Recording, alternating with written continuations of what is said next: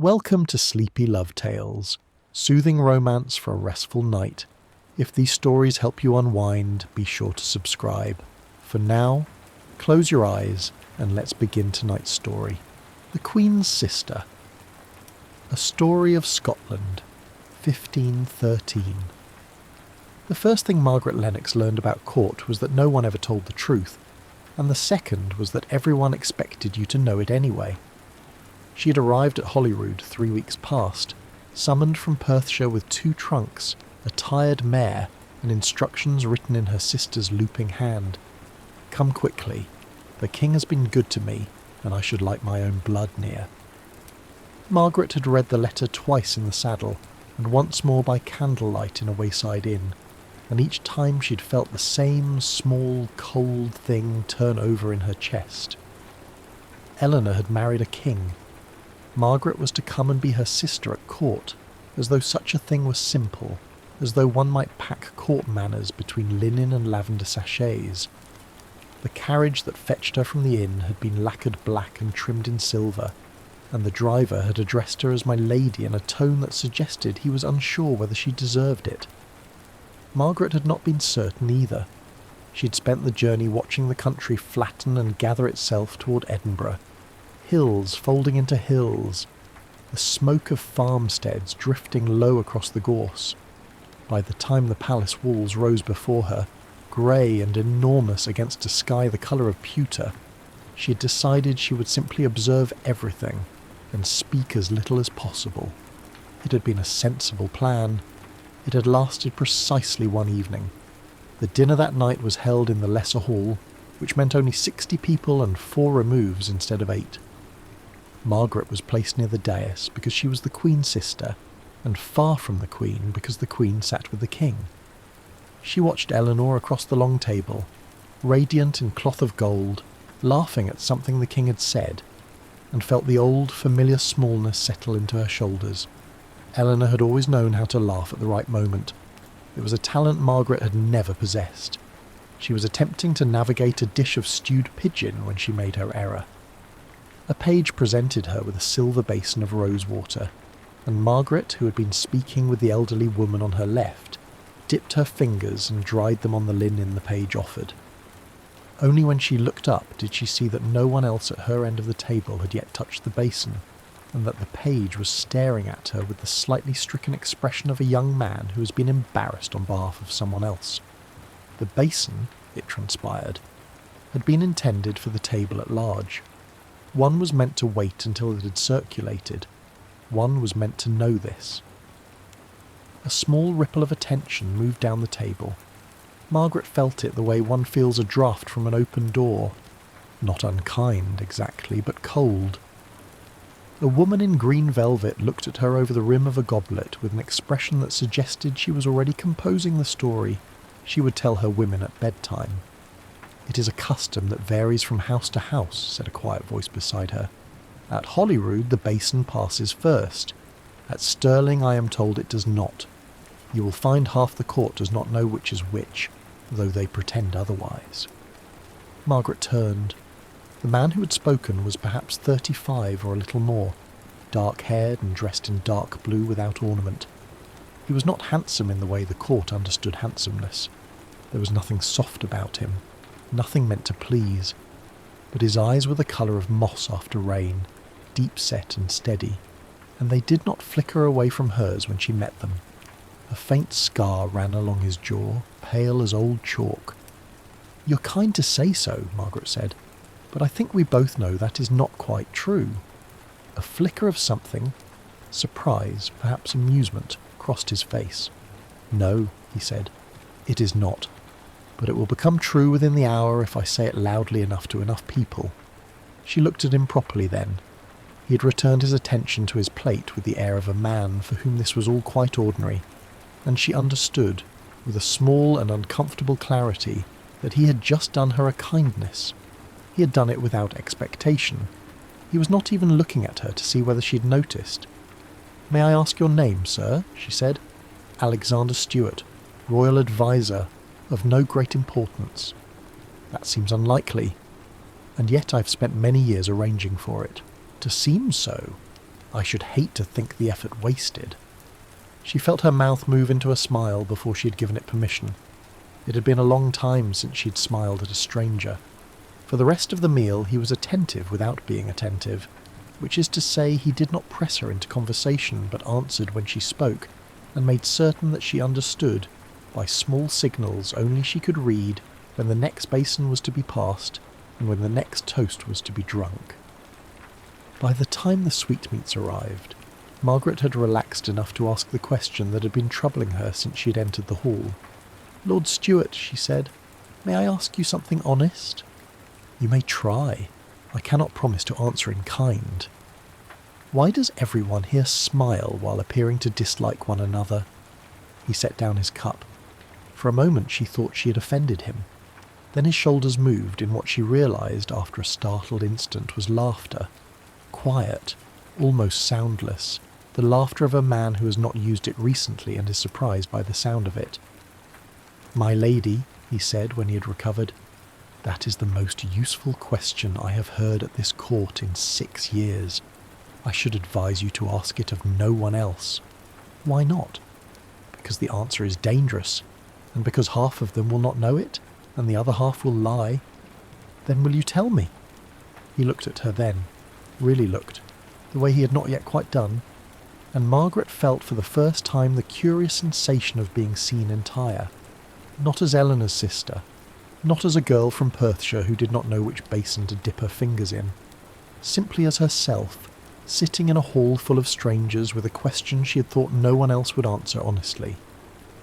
"Another time," he said, "when there are fewer ears." That night, lying in the small chamber she'd been given in the East Wing, Margaret listened to the palace settle around her. Somewhere a man was singing. A servant, she thought, by the rough warmth of the voice. And somewhere else a door closed, and somewhere else still, very faintly, an abbey bell struck the quarter hour. The room smelled of beeswax and peat smoke, and the faint cold green of rosemary that someone had laid between the bed linens. She turned on her side and looked at the dying fire and thought, against her will, of Alexander Stewart's eyes. It was nothing, she told herself. He had been kind. Kindness was a courtesy at court, no more meaningful than a bow. She had simply spent so much of her life unattended to that she did not know how to receive a small attention without making too much of it. She closed her eyes. She did not sleep for a long time. In the weeks that followed, she discovered him to be everywhere, which was to say, she discovered him to be present in the parts of the palace where she also was, and to be absent everywhere else. He did not seek her out. He didn't need to. The palace forced them together by its own architecture. The same staircases, the same gallery, the same chapel corridor at the same hour each morning, and Margaret, who had spent her life noticing what others overlooked, noticed him. He noticed her in return. She knew because once, crossing the great courtyard in a thin rain, she had glanced up and found him watching her from a window 2 stories above. He had not looked away. He had simply inclined his head, as though acknowledging a thought she had not spoken, and turned back to whatever business had called him there. She had walked the rest of the way to the library with her cheeks warm despite the cold. The library became theirs by accident. Margaret had gone there first to escape a particularly persistent young lord who had wished to recite his own poetry at her and had discovered that almost no one used it. The books rested under their iron clasps undisturbed. The maps on the long oak table had been laid out by someone long since dead. A single fire burned in the great hearth, kept alive by a servant who came twice a day and otherwise left the room to its silence. Alexander found her there on the 3rd afternoon. He had come, he said, to consult a particular volume on the history of the borders. He stayed 3 hours. They did not speak the whole time. That was the strangeness of it. Margaret read. Alexander wrote. Rain fell against the leaded windows, and the silence between them was not the silence of 2 strangers in a room, but the silence of 2 people who had agreed, without ever discussing it, that they did not need to fill it. When at last he rose to go, he placed his hand briefly on the back of her chair, not touching her, only the wood, and said, "I hope I have not disturbed your reading." "You have not disturbed it at all," she said. "I am glad." He went out. Margaret looked down at her book and discovered she had not turned a page in over an hour. The first dance came at Martinmas. The hall had been hung with greenery and lit with so many candles that the air shimmered with their heat. The musicians played a stately pavane, and Margaret, who had been taught the steps as a girl but had rarely had occasion to use them, stood at the edge of the floor with the particular stillness of a person hoping not to be asked. "You are thinking of escaping," Alexander said at her elbow. "I am considering it. There is a door behind the tapestry of St. Andrew. It leads to a passage. The passage leads to a cold staircase. The cold staircase leads to a colder courtyard. I have used it twice." "Then you do not recommend it?" "I recommend it only to those who prefer cold air to dancing." "I had hoped you might prefer the dancing." She turned to look at him. He had dressed more carefully than she had yet seen him. A doublet of very dark green, a thin chain of silver at his throat, his hair still damp at the temples, as though he had come straight from washing the cold of the courtyard from his face. He was holding out his hand. "I do not dance well," she said. "Nor do I. We shall be excellent company for one another." She laid her hand in his. His glove was soft and warm, and his fingers closed around hers with a small, definite pressure, and Margaret felt something inside her chest do a strange, slow turn, as though a key had been fitted into a lock she had not known was there. The pavane was a measured dance, all stately steps and slow turns, and they performed it with what Margaret was certain was perfect mediocrity. She knew that the woman in green velvet was watching them. She knew that several other people were watching them too. She did not care. Alexander's hand stayed warm in hers and his eyes stayed on her face, and when the music came to its long, sighing close, neither of them released the other immediately. It could not have been more than a heartbeat. It was a heartbeat too long. He bowed. She curtsied. He walked her back to the edge of the floor and did not speak as he did, and she did not speak either, and when they parted he said only, "Good night, my lady." "Good night, Lord Stewart." She lay awake again that night. She thought about his hand. She thought about the small, definite pressure of his fingers. She thought about the way the heat of his glove had soaked through her own, and about the heartbeat too long, and she pressed her face into her pillow and told herself, with all the practical sternness she could summon, that she was being foolish. She had been foolish before. She had survived it. She would survive this. Winter came down on Edinburgh like a closed hand. The snow began in the second week of Advent and did not stop for 3 days. The palace courtyards filled with it. The gardens vanished beneath it. The streets of the town below the palace turned silent under a thick white blanket that absorbed even the cries of the gulls. Margaret, who had grown up in a country house where winter was a serious matter, found herself unexpectedly delighted by it. There was something honest about snow. It made everything what it was. It was during this snow that they were stranded in the tower. They had ridden out, Margaret, Alexander and a small party, to inspect a piece of crown land north of the city, on some pretext of the Queen's that Margaret suspected had been arranged by Eleanor herself in a misguided attempt at kindness. The snow had begun again as they reached the old tower house that stood on the property, and within an hour the way back had become impassable. The rest of the party had taken shelter in the lower hall with the steward. Alexander and Margaret had been shown to a small chamber at the top of the tower because the steward said it had the better fire, and the lady would be more comfortable. The lady, Margaret thought, would have been more comfortable almost anywhere else. But she said nothing. She let the servant build up the fire and lay out a flask of wine and a plate of bread and cheese, and she sat in the carved chair by the hearth and watched the snow fall past the narrow window and tried not to think about how small the room was. Alexander stood at the window for a long time. "There was a time," he said at last, "when I should have been very glad of a storm like this. It was a sort of holiday. Everything stopped, one could think. You do not feel that now? I find I have thought enough." She looked at his back. The line of his shoulders was very still. The firelight caught the silver at his temple and the dark blue of his sleeve, and Margaret thought, with the sudden and unreasonable clarity that storms sometimes bring, I do not want to leave this room. Lord Stewart, she said. My lady. Will you sit down? You make me nervous standing there. He turned, and there was a small, surprised smile on his mouth, and he came and sat in the chair opposite hers, and for a long while they did not speak at all. The fire cracked. The snow fell. Somewhere far below them a door closed, and a voice called something that they could not make out. You asked me a question at our first dinner, he said. I remember. You asked why everyone here smiles while appearing to dislike one another, and you said the answer was dangerous. It is. The answer is that they have all learnt that a smile costs nothing, and a frown costs everything. They smile because the alternative is to be remembered. They wish very much not to be remembered, except by the right people, at the right times. That sounds exhausting. It is. It is why men die young at court, not from the sword, from the smiling. She laughed. He looked at her as though she had done something remarkable. My lady. Margaret. He stopped. He had never used her Christian name before. He looked for a moment like a man who had stepped on a stair that was not there. Forgive me. There is nothing to forgive. I should not. Lord Stewart. Alexander. There is nothing to forgive.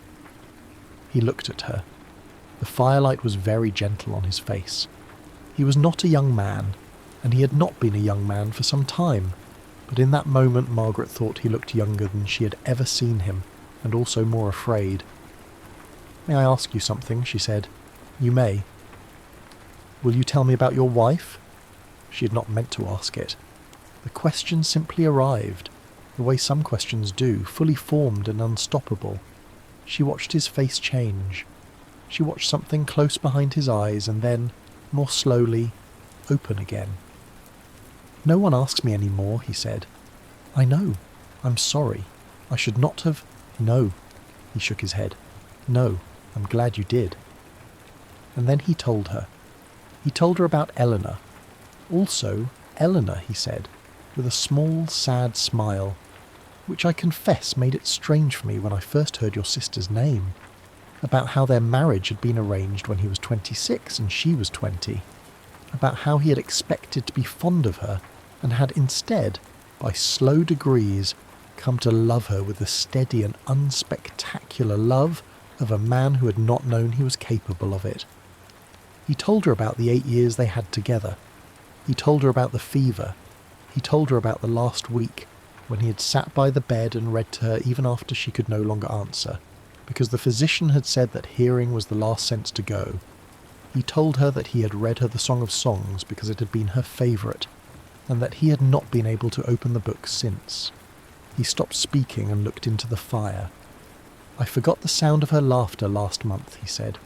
I tried to remember it, and I could not. I have been frightened ever since.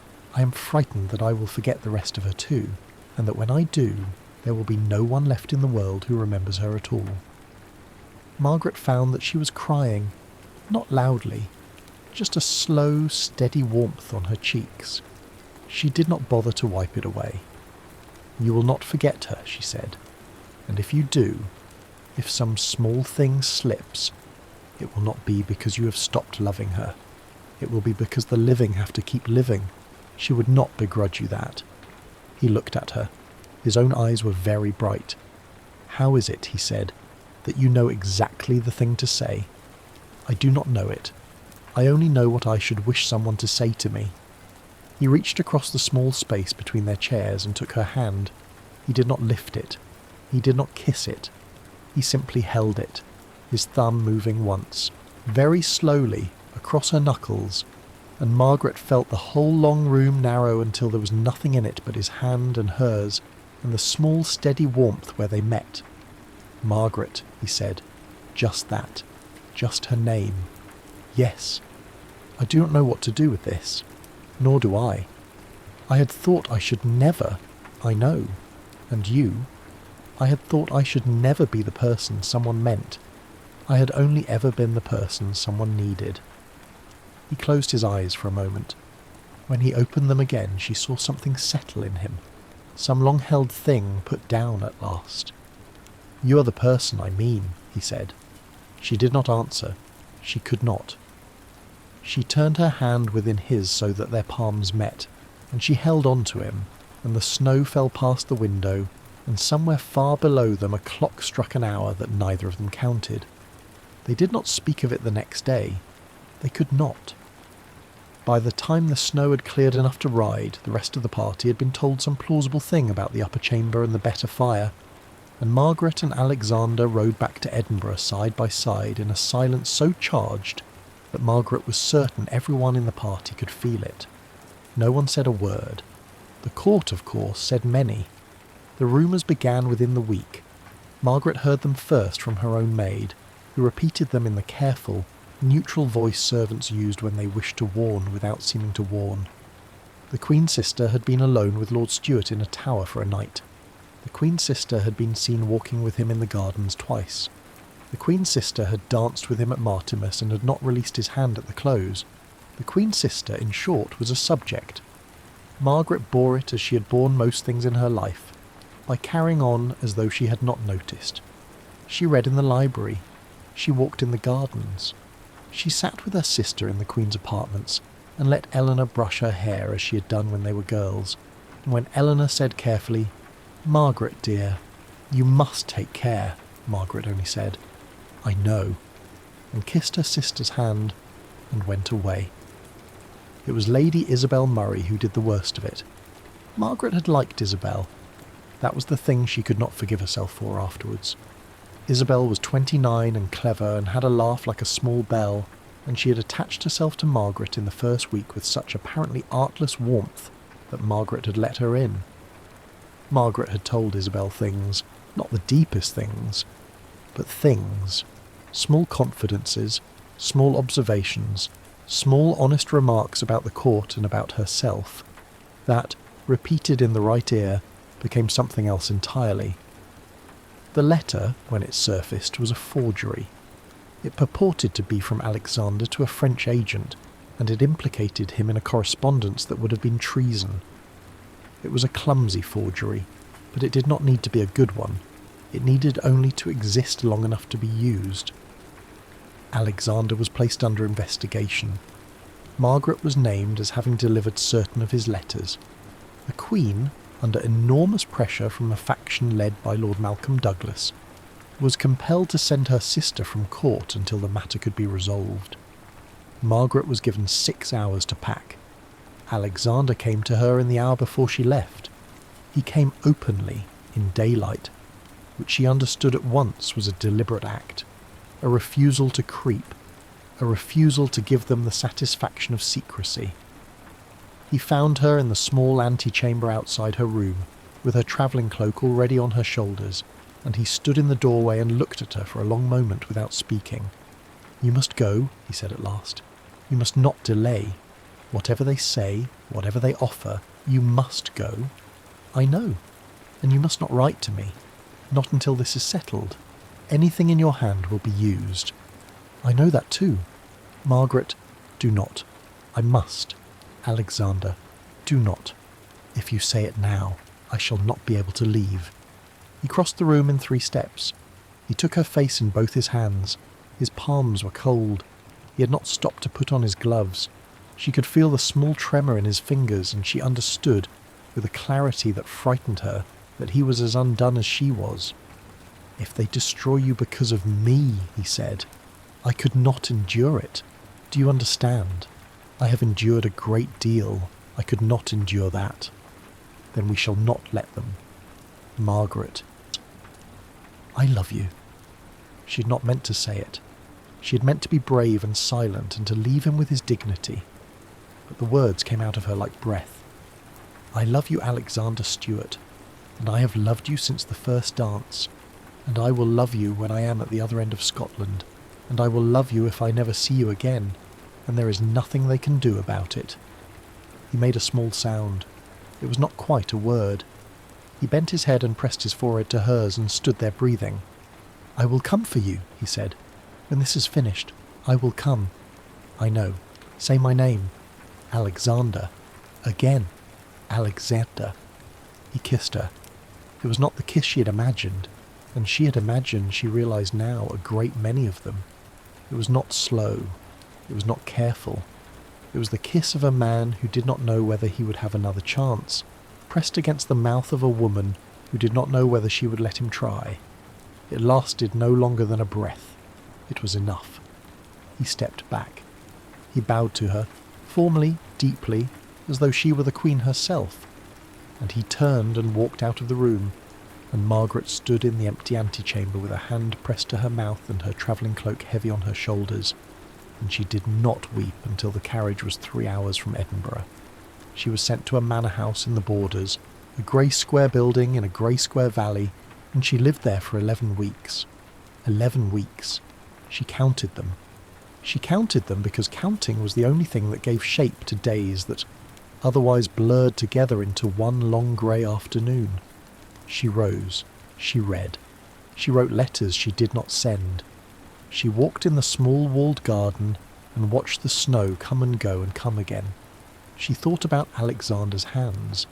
She thought about the small, definite pressure of his fingers in the pavan. She thought about the tower and the firelight and the way he had said, "You are the person I mean."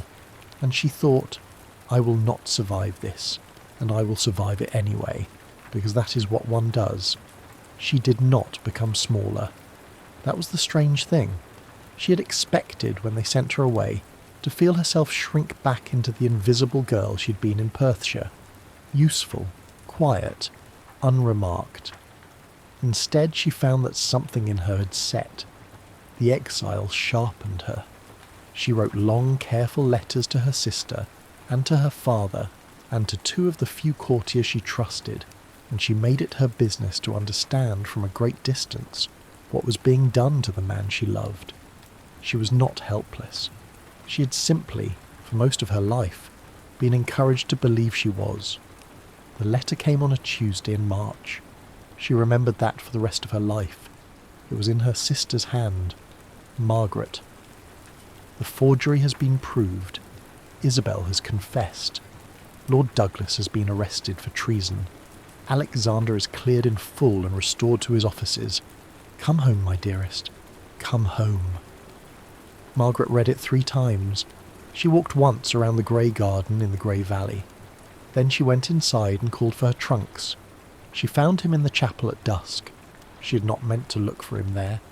She had meant to send a message and wait, properly, in her own rooms, until he came. But the carriage had set her down at the palace gate, and she had walked through the long corridors with her cloak still on her shoulders and her hood still up, and her feet had taken her, without consulting her, to the small chapel at the east end of the palace, where they had passed one another so many times in the autumn. He was standing before the altar. He was not praying. He was simply standing there, as though he had been standing there for some time, and had not yet decided what to do next. The candles had burned low. The light was the colour of old gold. She closed the door behind her. He turned. For a long moment neither of them moved. He looked thinner than she remembered. There was a line between his brows that had not been there before. He looked at her as though he were not entirely sure she was real. "Margaret," he said. "Alexander." He came down the chapel toward her slowly, as though he were afraid of frightening her away, and when he stopped before her he did not at first reach for her. He only looked at her face, looked at it the way a man might look at a book he had thought lost. "I tried to protect you," he said, "because I believed. Losing you would destroy me." She felt the tears come. She did not fight them. "It already has," she said. 11 weeks, Alexander. 11 weeks of believing I might never see you again. I have already been destroyed. We will have to build something else now." He took her hands. He lifted them, one and then the other, and pressed his mouth to her knuckles, and she felt his breath warm against her cold skin. "Then let us build it," he said. He kissed her. This time it was not hurried. This time there was no carriage waiting, and no door about to open, and no court waiting to be told. He kissed her slowly, with the care of a man who had spent 11 weeks rehearsing it, and Margaret kissed him back with the whole of herself, and when at last they drew apart she was laughing, quietly, helplessly. the laugh of a woman who has discovered late and against all expectation that she is permitted to be glad. "I should like," he said, "to take you home. To Perthshire? To my house. Tonight, if you will come." "I will come." His residence was small for a man of his rank, a narrow stone house at the end of a quiet close, kept by an old housekeeper who had been with him since before his first marriage, and who took one look at Margaret and apparently decided she approved, because she nodded once briskly and went away to see about supper without being asked. They ate by the fire, they talked a little, they were quiet a great deal. The snow began again outside the windows, a soft late winter snow, the kind that would be gone by morning, and the fire burned low, and the housekeeper went up to bed, and at some point, without either of them quite knowing how, the talking stopped, and the quietness became something else. He stood. He held out his hand. She took it. What passed between them upstairs is not for the telling, except in this, that he was tender with her, and she was brave with him, and that for the first time in her life Margaret Lennox understood what it was to be entirely seen and entirely chosen, and for the first time in 6 years Alexander Stewart understood that love was not what one survived by avoiding, but what one survived by daring. They came together not in haste but in trust, and afterwards, lying in the dark with the snow against the window and his arm warm across her waist, Margaret put her hand over his and felt the slow, steady beat of his pulse under her palm and thought, "Here. This is what they meant by home." He kissed the back of her neck. He said her name once, very quietly, into her hair. She fell asleep smiling. They were married quietly in the spring. The Queen herself attended. So did Margaret's father, who wept and pretended he had not. The court, who had expected scandal and a great deal of useful gossip, was forced instead to witness the embarrassing spectacle of two people who plainly and unmistakably loved one another, and most of them did not know what to do with it. Lord Douglas was by then in the Tower at Stirling. Lady Isabel had been sent to a convent in the north. The rumours had moved on to fresher meat. They went in the first week of May to a small castle in the hills that had been part of Alexander's family for 4 generations and that he had not visited in years.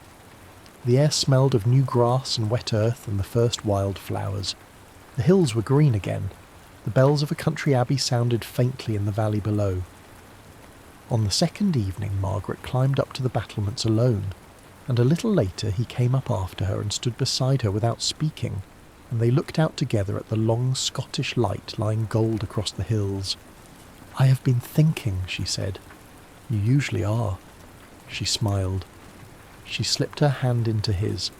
He lifted it and kissed her knuckles. The same place he had kissed in the chapel, the same place he had kissed in his own house with the snow falling, and held it against his chest.